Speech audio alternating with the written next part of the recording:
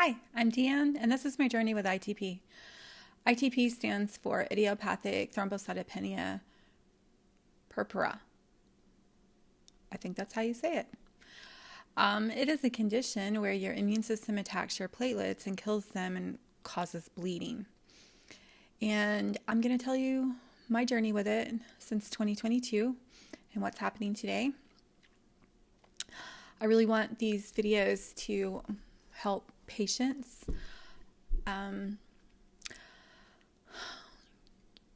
I found that as good as the medical personnel is that, or my medical team that helps me,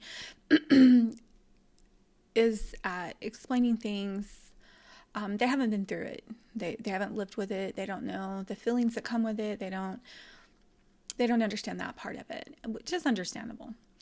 I wish I would have had some more resources in 2022 when I was first diagnosed. I think it would have helped me. But I was in no way able to help anyone at that point. I was a basket case. It was very shocking and upsetting, and so I'm just going to tell you my story and tell you how I've dealt with it and what is going on today with me. So my journey with ITP started with a COVID infection in January of 2022, which was the first time I had COVID. It was a very mild case. I had a sore throat for 3 days, and I was just like fatigued. I did lose my smell for a bit, but that was it. It wasn't any big deal. Well, in late February, I'd started noticing these little pin dot red spots that appeared to be blood on my lower legs. And I was just, you're going to see my little babies walking around. It's called petechiae, and it generally happens on your lower legs. And they would come and they would go, and I thought, well, I'll just keep an eye on it. So in late March, I started getting some bruising.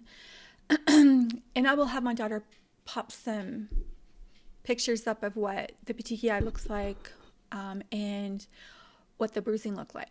But I could just barely hit myself. And I would get bruises. But I thought, well, you've always bruised pretty easily. Just keep an eye on it.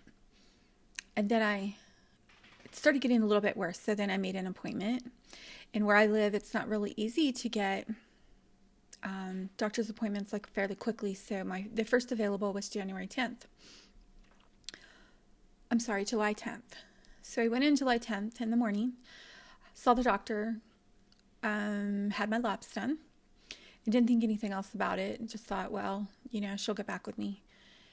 That night at around 9 o'clock in the evening, I had gotten a phone call, but I missed it.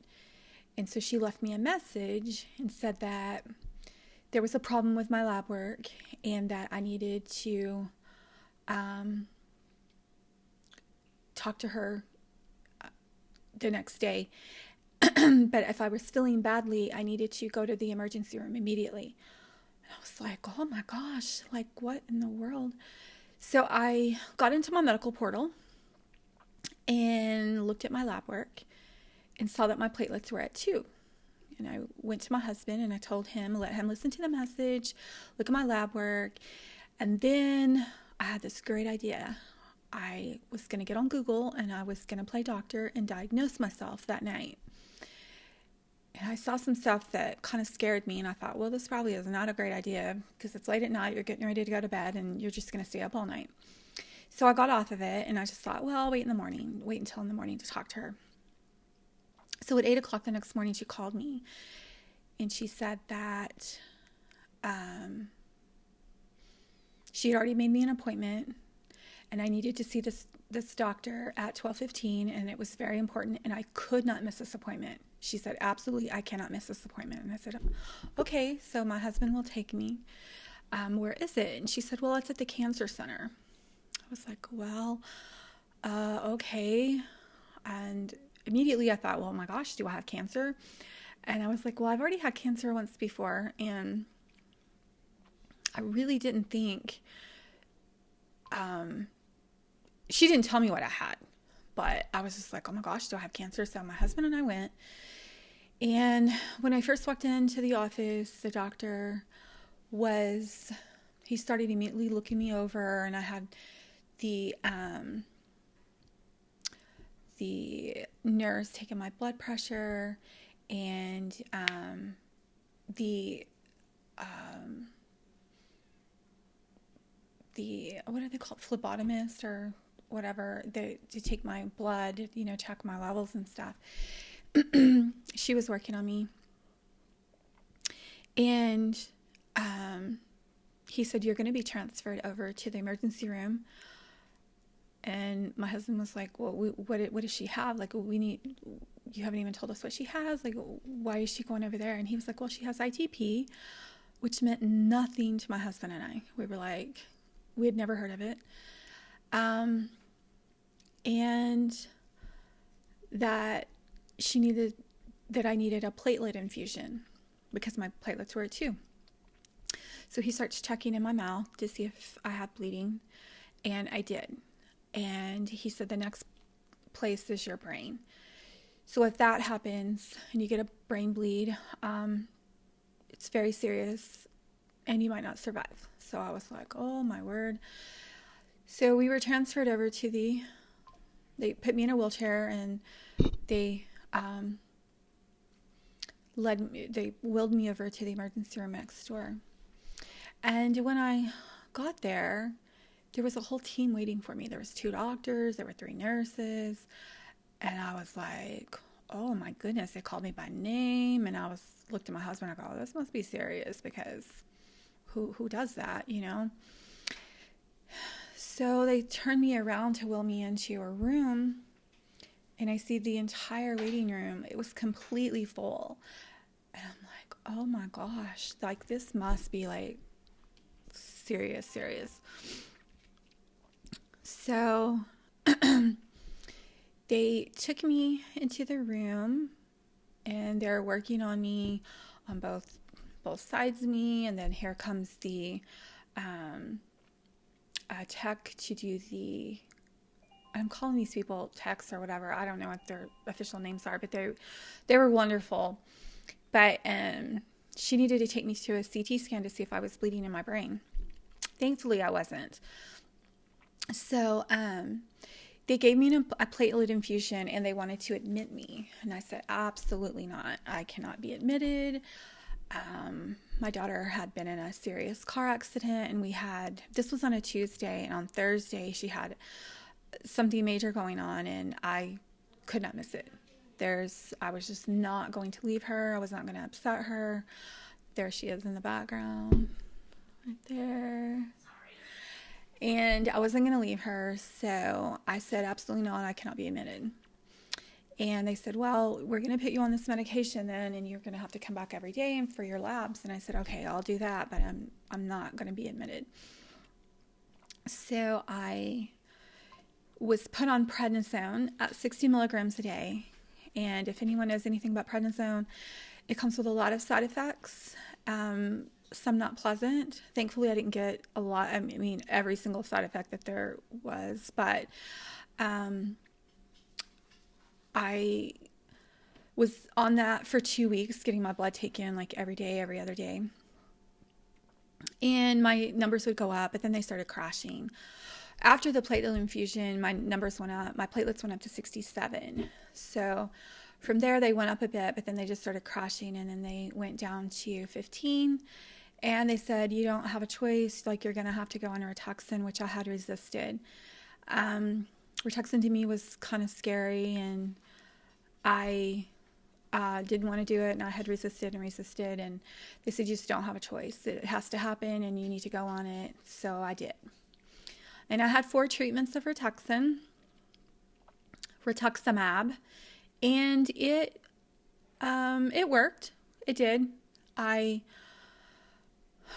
was on it once a week for 4 weeks, and it did work, and my numbers did pretty good. A few ups and downs, but that's to be expected. This is an autoimmune disease, so I'm gonna forever have it.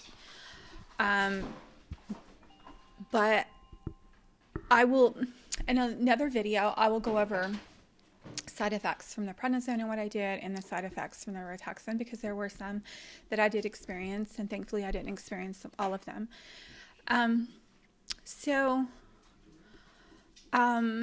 For the past year and a half, I've done pretty good. I've had some ups and downs, but I've done pretty well.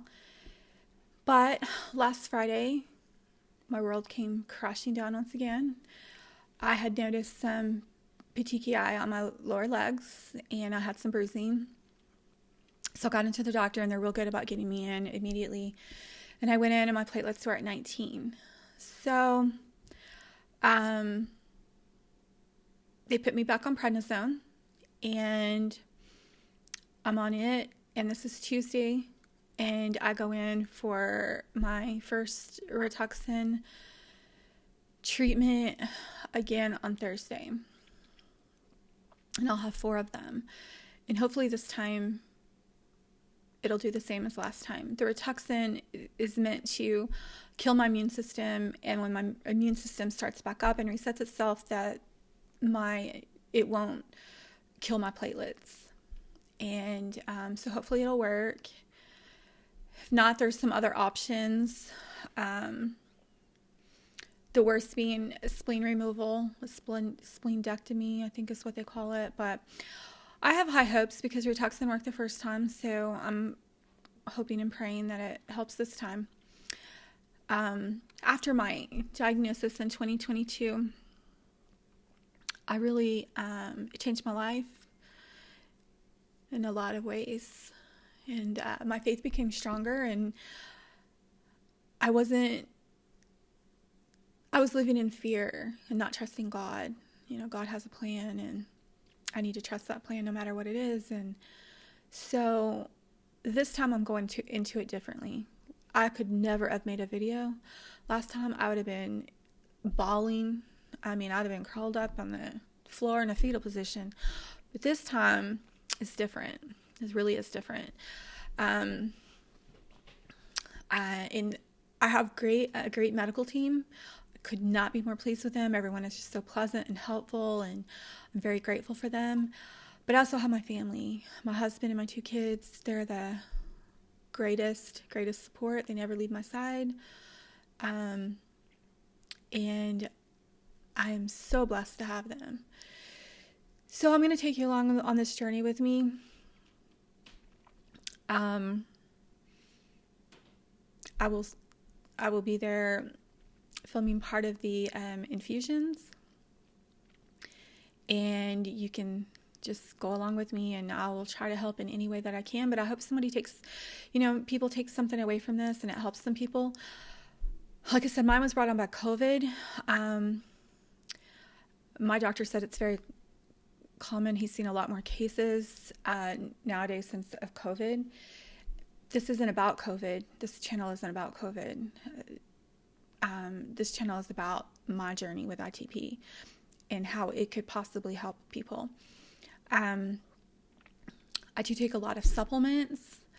I will go over those and tell you what has helped me, to deal with some of the side effects, because I've had loss of hair, and I've my fingers would split and peel, and I've just had some issues like dry skin, and what I have done and what I have found that has helped me. And I want to share this. And so I really hope that you choose to follow along. If it's something you're interested in, if you know anyone that is showing any of these signs, show them this. Maybe they can, ask their doctor about it. And I'm not giving any kind of medical advice whatsoever. like, this isn't about medical advice. This is just about my story and what helps me. So I'm just putting that out there. So if you would like, I would appreciate it if you would like and subscribe and follow along. And if you know anyone, please share this video with them. I will be back. I don't know. I'll pop in here and there and do videos, but I will take you along on Thursday, so you can see what this journey is all about. So thank you for joining me, and I will see you soon. Thank you, and God bless. Bye-bye.